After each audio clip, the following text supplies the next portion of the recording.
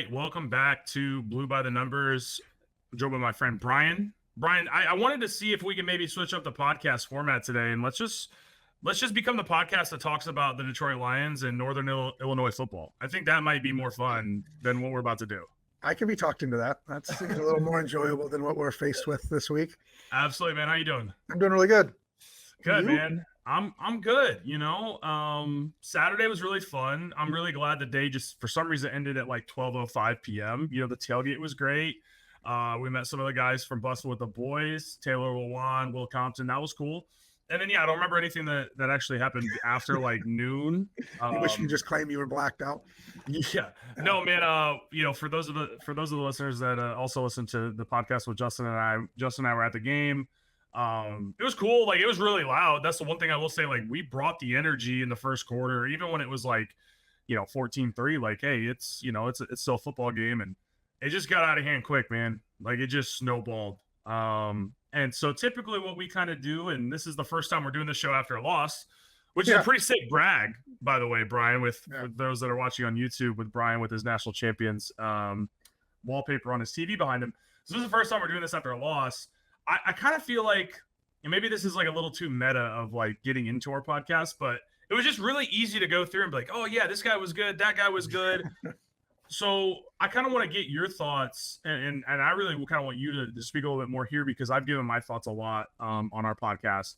But what did you just watching the game, and what were you feeling watching Michigan just get boat raced? And Sark let off the gas, by the way. Like, guy could have put up 50 if he wanted, maybe more, on a defense that's supposed to be better than last year's, which is kind of comical looking back at those comments from people. But what were your thoughts on the game? Where did you see it go wrong? And we'd just love you kind of dig into it a little bit. Yeah, I think that it was frustrating. I think we didn't come out. Normally we come out, we have so much enthusiasm, and it seemed like we came out a little bit flat. And it seems like Texas is just a much better football team than us. And I haven't felt that way in a long time. And, my concern is how much better they were. And are they then going to win the national title this year? And that's just an indication that we played a much better football team than us, and the gap was pretty wide. Or are we just not that great this year? You know what I mean? And that was what I was frustrated with. Like, I made peace pretty early on that we were going to lose that game. As upsetting and as frustrating as it was just obvious to me that Sark came with an amazing game plan. They were executing. Michigan was not. And so I sort of made peace with that. And then where the frustration builded and mounted throughout the game was me thinking about, USC in a couple of weeks, and Oregon and Washington and Ohio State down the road. Is the gap between us and Texas representative of how good they are, or how much room we have to improve? And so I haven't answered that question yet, and I don't think we will till we play USC in a couple of weeks. But it was really frustrating, depressing. Like you said, we haven't done this together after a loss. Yeah. And, you get spoiled watching a really good football team. And you were at the game. I wasn't. And so I had the pleasure of seeing some of the social media reaction of, fire everybody and bench everybody, and, bring in every freshman that hasn't, that's been on campus for 4 minutes instead of the guy that's been there for 3-4 years. Moments from our fan base. And I started looking long-term really quick, and so, it's a big improvement this week and next. And so there's a lot of problems, a lot of holes. Yeah. I'm very glad that I did not have much self-service. You can kind of get self-service. I went to the bathroom. The last time I went to the bathroom, which wasn't that long ago, but the last time I went to the bathroom at the big house, I missed the first drive of the second half of Ohio State. Oh, wow. And so I was like, I'm not going to do that again. Well, you're down 24-3 or whatever it was. I'm like, I'm going to go take a piss. Apologies for my iPhone going off in the background. It's my work phone. I can't reach it. But I went out there and I did get some service in the concourse, and I just was like, why did I pull out my phone here? Like, it just was a nightmare. I've got people chirping me from fan bases whose teams haven't been to a bowl game in 8 years. And I'm just like, brother, just leave me alone. But yeah, I was with you. It just, it's tough because it's hard to know, like, when you come out. I mean, again, that place was rocking. We were loud. I mean, how many there was 2 false starts in the first Mhm. drive. And so, Yeah, the team Texas may have come drives up flat. down. Flat. Sorry, to interrupt, the team may have Yeah. come up flat, but the fan base, the game on TV, it looked like the crowd was electric to start Well, the game. that's my thing. Like, not even just from an X's and O's or a football performance, like it just seemed like it was almost like going through the motions. And for a team that prided itself on going on the road and we're gonna steal your juice. We're gonna dance and jump around. We're gonna whatever tradition you got, we're gonna get involved in it and we're gonna bring our own juice, right? Like as cliche as that saying is in football, you've got it. You're at the big house. I mean, it was as loud as I've heard it non-Ohio State. And I've been Wow. to dozens of games at this point. And I mean, it just was really disappointing to just kind of see like it just was like no fire. Yeah. There's no Mikey Samersville getting guys huddled up on the sideline. You look at the sideline, it's just dead. It's like what are we doing? You got number 3 Texas coming to town. You got Michael Phelps, maybe the greatest athlete of all time on the sideline. You've got Charles West and Desmond Howard here for Fox and ESPN. You've got Matthew McConaughey on the sideline. Like, what more do you need to get fired up and to play? And it's just like they just were flat. And I thought there was a lot of, just from a defensive standpoint, a lot of misassignments. So a lot of plays where guys were very uncharacteristic. The stars on this defense just did not make plays and got fooled. And a lot of that is credit to Steve Sarkisian and Quinn Ewers. Quinn Ewers, my goodness. I mean, he doesn't throw like the prettiest ball. Like Arch Manning throws a prettier ball. Like Arch Manning, you see him throw, you're like, wow. But Quinn Ewers, when it mattered, was dropping them in the bucket. And Can I tell you that pretty ball stat is one of the most useless stats ever? But yes, right. Like, I mean, Peyton Manning threw a duck, right? So it's one of those things that was really just disappointing to watch. I mean, I don't know what their total. I don't have it pulled up in front of me. I don't know what their final third down conversion rate was for Texas, but it felt like they were like 15 of 15 at one point. I mean, anytime they needed it, they got it. Anytime they needed a yard, they got it on the ground. Anytime it was third and long, Quinn Ewers was finding somebody open. And they were like 8 for 10 at one point for third down. I think they ended up 10 for 16, but they were 8 for 10. I mean, it was just, that was the big difference in the game early on. Yeah, because Michigan couldn't convert third downs. And they were just, yep. So Michigan settles for field goals. Long field goals, but they settle for field goals. They settle for a field goal down 24-3, which we talked about this pre-show just now. Like, I hate that. Like, it feels like you're turtling, and I really just, I don't like that. I also will say it again. That's the second time I've said it on a recorded podcast. I hate letting the clock run out in the third quarter when you have the opportunity to run a play. Yes, you were down 31-6. Yes, you were going to lose the game. But I don't like the message that sends, that, we're just going to pack it in here, boys. Because, like, what's the point? Yeah. I've always hated waving the white flag in games like this. Well, if you're going to leave your starters in, right, you don't wave the white flag. Like, it's one thing if you've gone to the second, third team, and then that makes sense. Like, hey, we're just trying to get them some reps, but don't want to expose them to something horrific. No, you've left your starters in the game. If you're going to leave the starters in the game, that's saying that you're at least going to try to be competitive and try to come back in this thing. And so to let that clock wear off, I was with you. I think that might have been one of the 1 or 2 times we texted during the game. Like, come on, man, what are we doing here? Yeah, I was not pleased at that moment. I'm just reiterating what I said on the other podcast we did, so I apologize. But I think it needs to be said. I don't like when you show no fight all day, then you want to get into a trash talking match in a scrum after the play. That's maybe one of my least favorite things in football.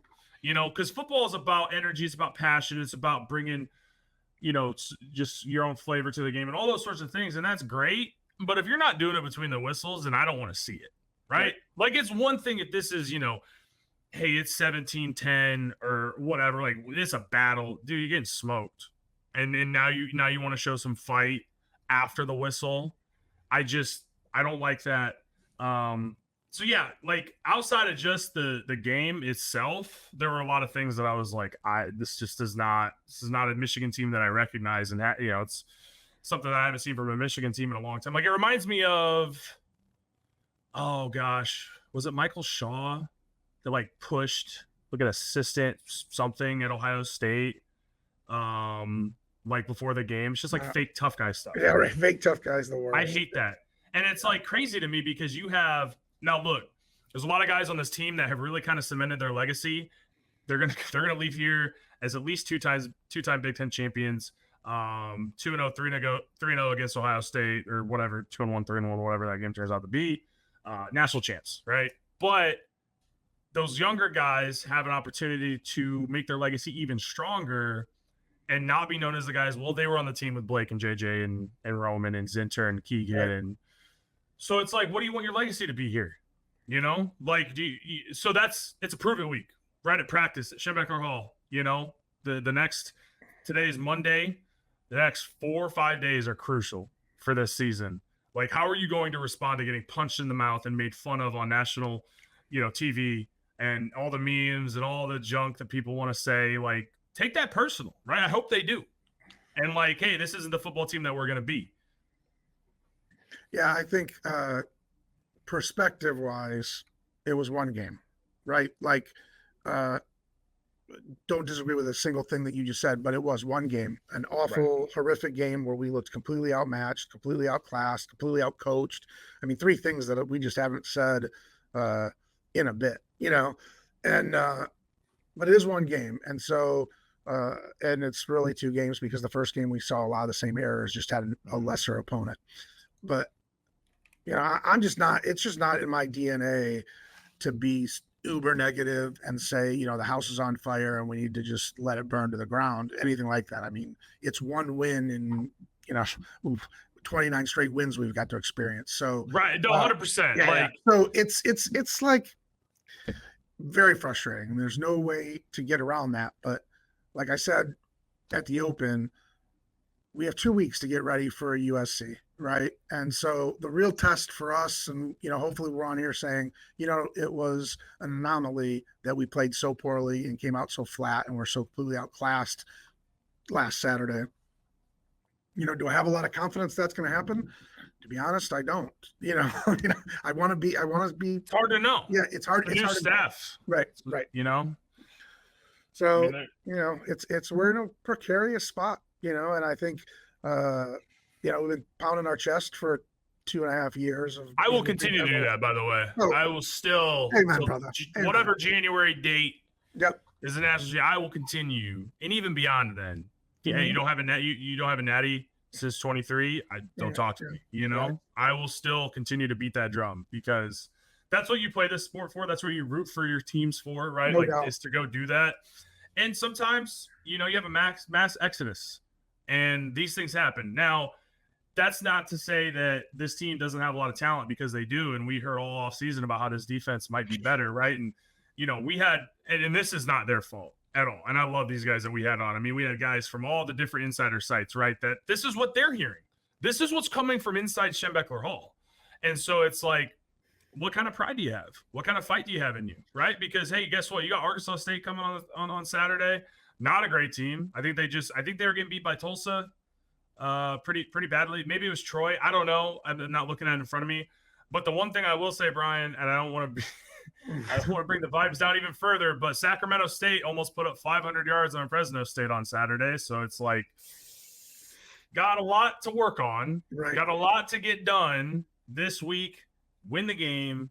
Next week, continue to improve. And even if you lose to USC, that's one conference loss potentially if they do, right? You still have – that's the thing about this game is it's a non-conference game, and it would have been huge for playoff implications if they were able to not come out and look like that. But you still have everything in front of you, right? So that's where I say, how are you going to be remembered, right? Like, you're going to be the team that, hey, we got punched in the mouth, and we're gonna run the table. I don't know if they – I mean, they got to figure a lot of things out. They got to get right in a lot of different areas. But that's got to be the mentality.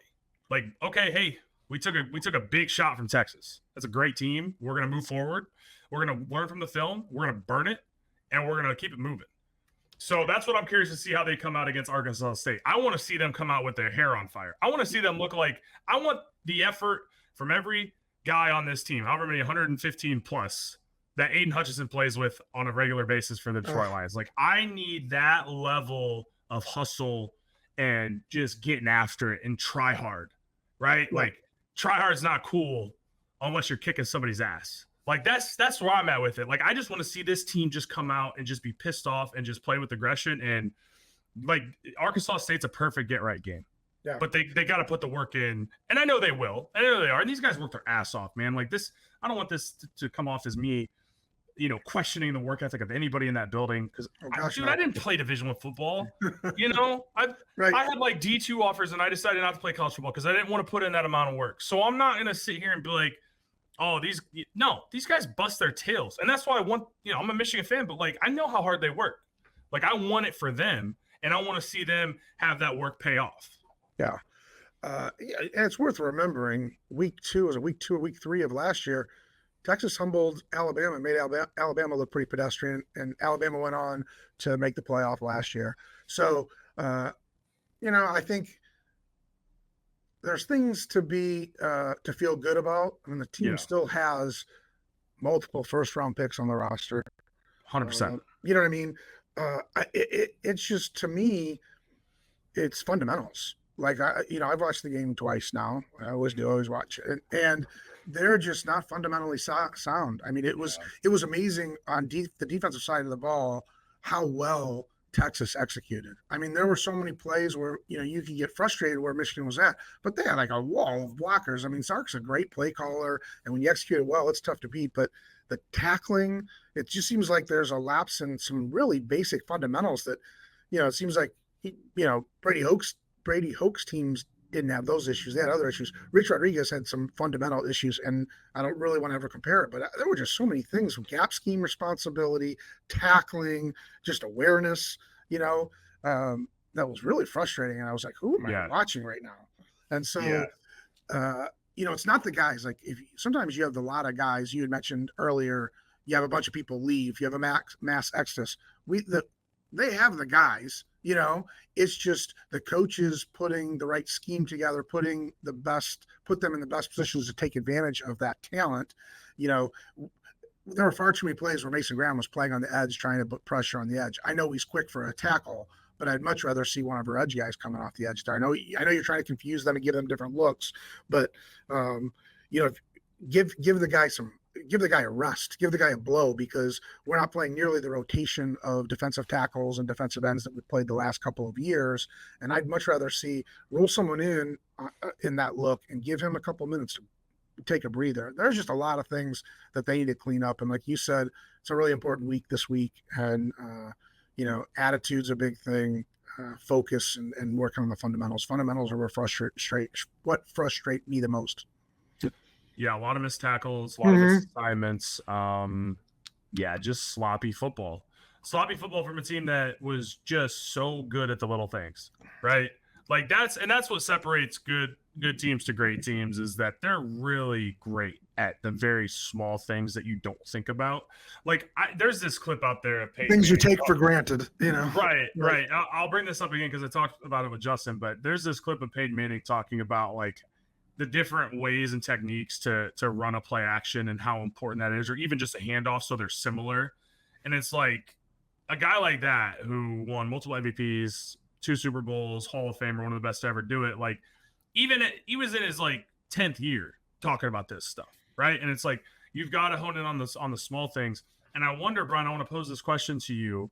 Do you think sometimes when an NFL guy's coming into a college program that he kind of forgets that these are still college kids and they're not as refined as National Football League players are? Because I've wondered that myself, and like what that difference is in coming from a league where it's the best football players in the world, in America, versus you come to college and Michigan's got guys that will play in the NFL for a very long time and eventually be all pros, right? But you kind of forget that this is a sophomore. This guy's 19. That's a really good question, one that I haven't really thought about. It's very fair. I think that could be an issue. I think, sometimes, you meet someone that's really smart or really well-versed on a topic, and they try, they're trying to convince you of something or win a debate. They try to use that advanced knowledge to win the debate instead of just being rational and being practical in how they explain something to convince you to feel some way. And I feel like that could be part of the problem with Wink is he's got this advanced level, NFL level of understanding of scheme. And maybe, it might just be a case where he sees it as like, hey, I have the scheme that they're not running in college. And so I'm going to use it and it's going to work because it works in NFL and no one else is doing it at the college level. And it may just be the reason no one's using it at the college level because it's a scheme. And it might be a reason that you alluded to, and that is that maybe the players that at the college level aren't able to execute it the way NFL players do. I don't know what the answer is there, but I do feel like there's a disconnect there. And he may be the architect of the defense that Minter and McDonald ran, but it's not at this point. It's only been 2 games, not nearly as effective. I mean, it looks night and day difference in terms of scheme, in terms of where we are, in terms of putting pressure on the quarterback, in terms of coverage. It looks a whole lot different and not in a good way. So, yeah, no, and I think, the thing that I would give some grace to the defense is that the offense was just not helping them in any way, shape, or form. Last year, Michigan was able to go on long drives. When they got into 3rd and long, JJ McCarthy was able to bail them out with some ridiculous throw to Colston or to AJ Barnett or Roman or CJ. And this year, they just have not been able to sustain drives and keep guys fresh. I mean, and the turnovers as well obviously do not help.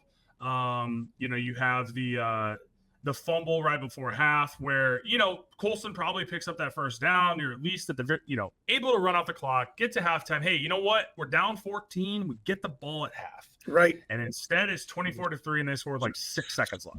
Such a huge moment. That was, because it felt like, hey, maybe we got something going here. They had the drive where they did the flea flicker. Donovan did some misdirection. They seemed to have some creativity going. And then they have the drive. And like you said, Colson gets the first down there and, maybe we're on to something.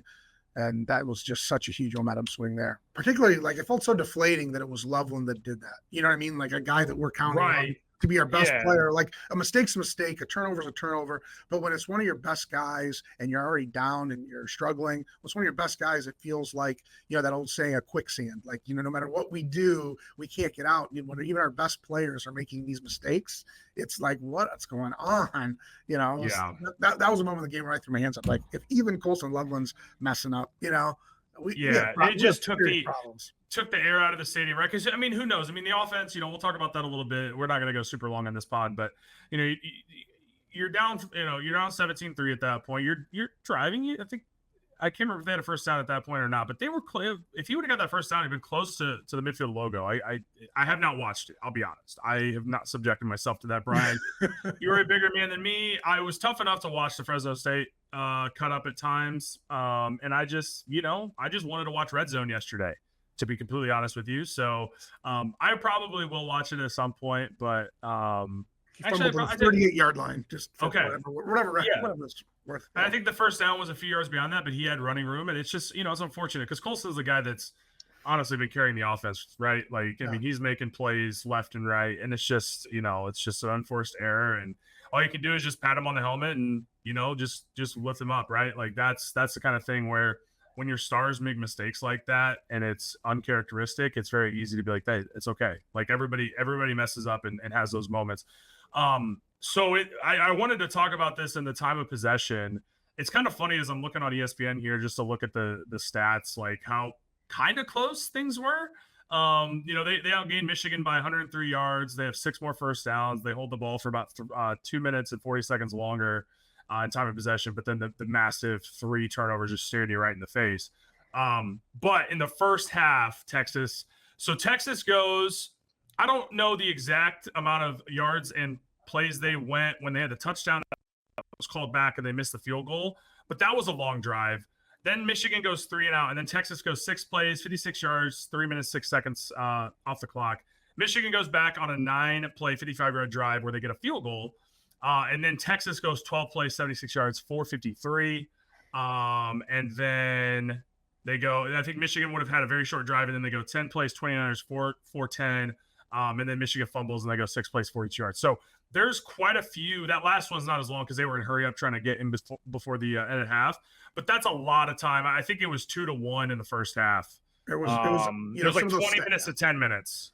It was brutal. It was, yeah. Some of those, where the box score lies, that we brought it back. You know, you said two things. One, that Sark definitely took his foot off the gas. Like, it could have 100%. been Thank uglier. you, sir. And, Appreciate you. and yeah, that was classy.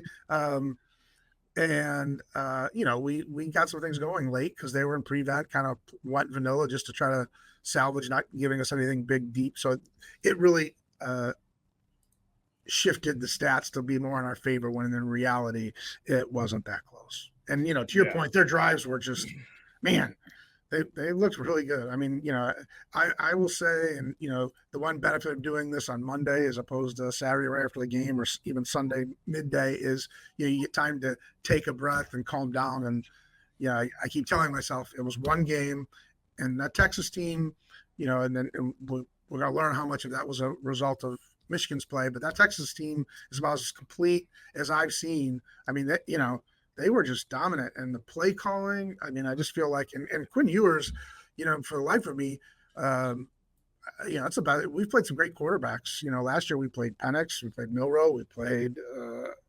You know, that could be the extent of really good quarterbacks last year. But the year before we played Stroud. You know, we played some good quarterbacks, and that's as good a quarterback play as I've seen someone play against the Wolverines in a while. Yeah. You know, Stetson Bennett was pretty surgical in that playoff game 2 years ago. Duggan. Yeah, Duggan was good. That was more. Duggan was good on big plays and with his feet. Like, I just felt kid like, from Purdue. Yeah. O'Connell. He had some. He's still at He the had a nice Raiders. He day. started Yeah. some games Yeah. in the NFL. So they played a lot of talented quarterbacks over the last few years during this run they've had. But yeah, I mean, I would tend to agree. Yeah. I mean, he was very good. He was clutch, like big time throws in the moments that Texas really needed it. Because again, third down was the key difference in this game. Because if Michigan's able to get some stops, just get your guys a break, right? Like, let the defense get a rest, and they just weren't able to get off the field. And then you see Mason Graham, Kenneth Grant having to tap out because they both played almost 60 snaps, right? So it's one of those things that, you know, it's kind of a double-edged sword. Like, you know, you're tired and you can't get off the field. It's like, it's tough. So wanted to just quickly talk about the offense. So I've got some complaints, and not even from they didn't score many points or have cool plays or anything like that. My biggest complaint is in a year where your team, you're really kind of struggling to find your identity and what you want to do and where your playmakers are and where your touchdowns are going to come from, where your big plays are going to come from, and your explosives. I think you need to just get the best skill position guys on the field, and one of those guys is Max Bredesen, who had 13 snaps. Yeah. I think that is malpractice. That's just unacceptable to me. He's your captain. He is a guy that, yes, you're down, but they don't move fast anyways. Even when they throw the ball, they're not like they're getting up to the line. It's like, why not, you know, let Max get in there and run the ball? The other complaint I have is the amount of rushes in this game. Donovan was over 5 yards a clip. I mean, he wasn't perfect, but he almost busted one, by the way. If he gets that hurdle and breaks that tackle, that's a touchdown. He did miss a massive hole on the cutback lane. Shout out to Jay Dew. We always tell you, go follow John. He's the best. He just, you know, that's where I did get my breakdown. I did watch his clips, and, you know, he played at Michigan and knows a hell of a lot more about football than I do from a technical perspective. But so he does a great job of just breaking everything down. But then Chloe Mullings has 6 carries. Ben Hall has 3. I mean, yeah, I mean, Ben Hall has 14 snaps. Chloe Mullings has 13 snaps. Like, I really can't wrap my head around, and I feel like we've been beating this drum for the last 17 games. Now, granted, they won a national championship, so it didn't really matter, right? But why is there not an attempt to throw the football to Donovan Edwards? Why is there not an attempt to get him in a mismatch where he would be your best receiver, by the way? Like, even if you just line him up out wide, he'd be your best receiver, in my opinion. Because he's a great route runner. He's got great hands. I just don't understand the lack of right. Even if you put a quarter on him, I'd still like, hey, I'll take that. You know, I guess I just don't really understand the thought process of just not throwing the ball to him. How many times do you watch the Lions? I'm gonna bring this up because Ben Johnson is one of the best at his job and what he does, getting guys the ball in space. there was never anything creatively to get Donovan the ball in a swing pass or on a screen or something, some sort of misdirection, a counter, anything. And it feels like they're just treating him like, hey, Blake Corum was able to run between the tackles and do this. Why can't Donovan Edwards? And it's just like, just a lack of creativity of getting the best players in your offense the ball. Like Colson Loughlin's going to get the ball because Davis Warren doesn't really have anywhere else to throw the ball because nobody's open. So you know he's going to get the ball, but like I just don't understand why there's not more of a concerted effort to like, hey, let's throw it to 7 and just let him make a play. Yeah, it's frustrating. As we're sitting there talking about the rushing attempts and lack thereof and the lack of activity of Bredesen, Davis Warren threw 33 passes in that game. 67%, by the way. Like, I know he had the picks, but we can talk about Davis Warren and his performance in 1 minute, but my point's not really about him. Last year, we had a first-round pick at quarterback. I think it's without question the best quarterback in school history. How many games last year do you think he threw for 33 passes? I think it was just the Purdue game, right? Was it the Purdue game? Just a Purdue. Good for you. But think about that. We had a first-round pick, program best QB, and we asked Davis Warren his second career start and really his, third or fourth game where he got to see any action to throw more passes than JJ threw all of last season. So that tells you a lot. Like it just seems like this team, we talked about identity. This team is struggling to find its identity and get back to who it is. And I watched Sharon's press conference today, and he talked about that. He was in his own way. He talked about how frustrating it was for him to look back at on the game and look at what you and I are looking at and what we're breaking down and seeing that and saying, gosh, how'd we let that happen? And they just can't let that happen again. And one of the foundation's bedrocks of this program's success the last couple of years has been complementary football. People would talk about, well, you ran it so much. One thing that made our defense so dominant is they had a lot of rest. But when you come and ask a first-time starter to throw 33 times and you're not moving the ball effectively, you put a lot of pressure on your defense. A defense, by the way, that you're not rotating players nearly as much as we have historically.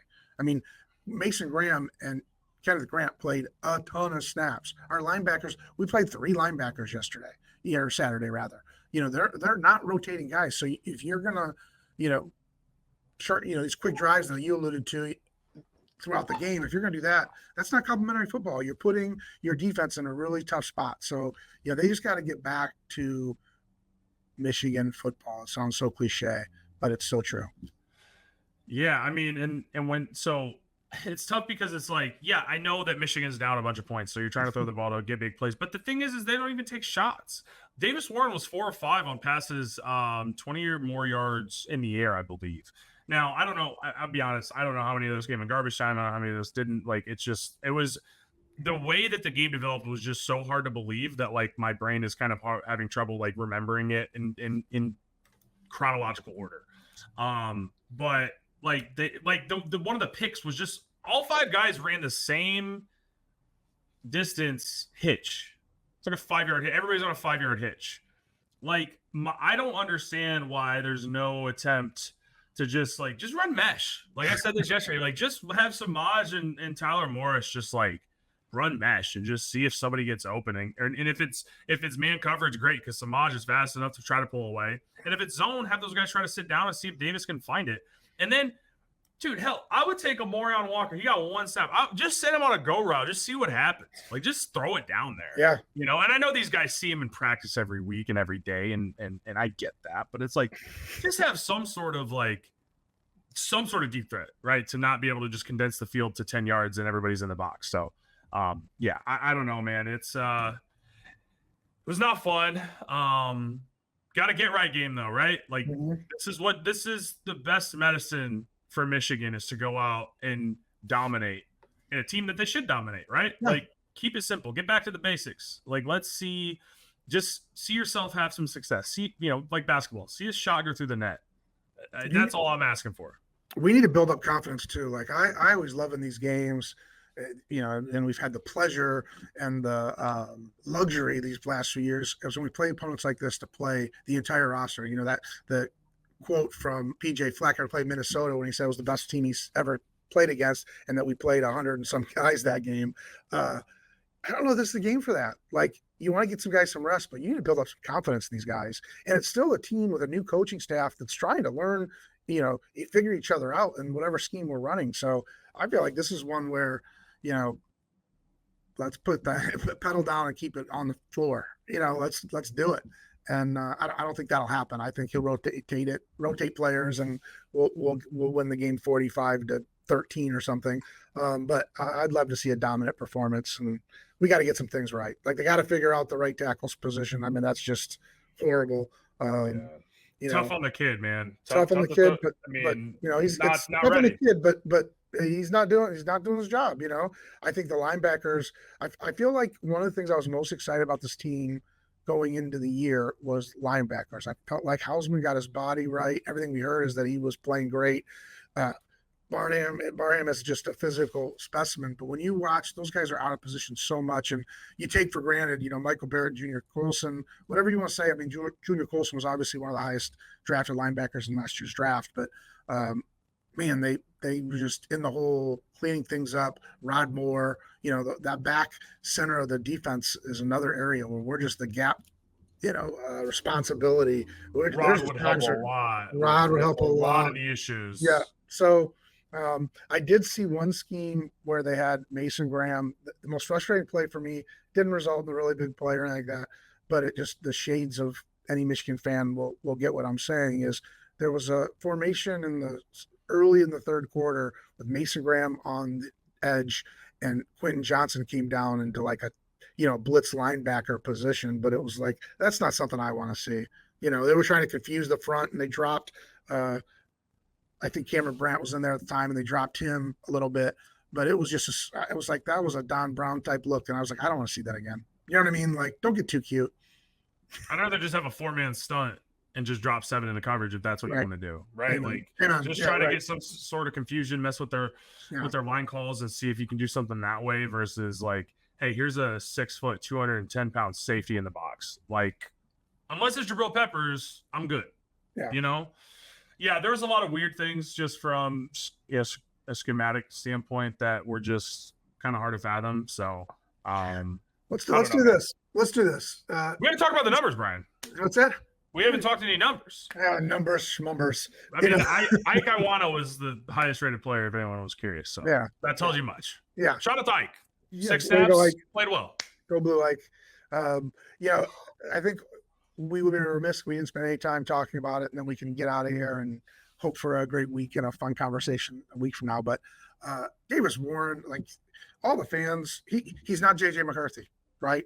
I mean, clearly, but he's the 1, 2, 3, 4, 5, 6, 7th highest graded quarterback in the Big Ten. You know what I mean? And like you said, good percentage. He looked good. Had some moments where he didn't look so great, but when you're not blocking and you can't have a run game to make it, complementary football. We're not being running the ball effectively. The score didn't allow him to take advantage of misdirection. I'd like to see him do a lot more play action. JJ was outstanding at play action, but you won't count me among the herd that thinks that he's the problem. I'd love to have JJ. I'd love to have a top 10 quarterback, but among the guys we have, it's not Alex Orji. It's, and people what Jack Tuttle could be great, but I feel like there's so much things to clean up with his team. Why bring another variable into the conversation, into the mix for all these guys to get used to his rotation, his cadence, everything he likes to do. Like, Davis Warren, like it or not, until we see something tragic or horrible, he's the guy. And so rally behind him, embrace it. Michigan fans that just are calling for freshmen that have been on campus that is not going to be the guy this year. I wish people would get used to that. He's our guy, like it or not, and just embrace the fact that they need to call better plays and scheme better, block better, and everyone needs to do their job a little bit better, and Davis Warren will look better.